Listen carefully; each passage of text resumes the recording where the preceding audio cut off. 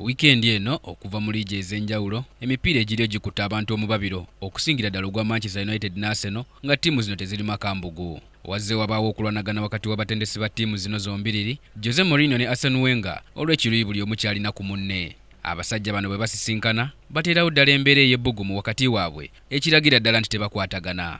Mu nkuŋŋaana z'omupiira ezizze zikubibwa, abatendesi bano bwe beesanga tebeebuuza nga ne ku kisaawe basindikagana ebifuba. Arsene Wenger ng'omutendesi tawangulangako Jose Mourinho mu kikopo kya liigi yonna, era nga Mourinho awangudde emirundi 5 ne bagwa amalira emirundi 6 ku mirundi 11 gye bakasisinkana.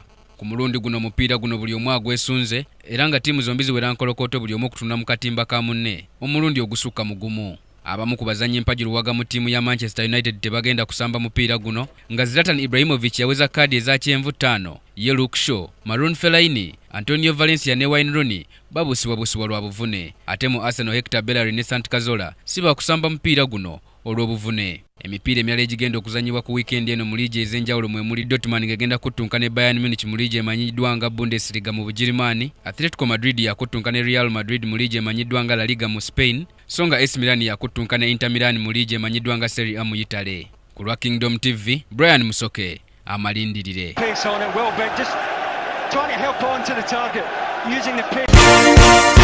This is Kingdom TV.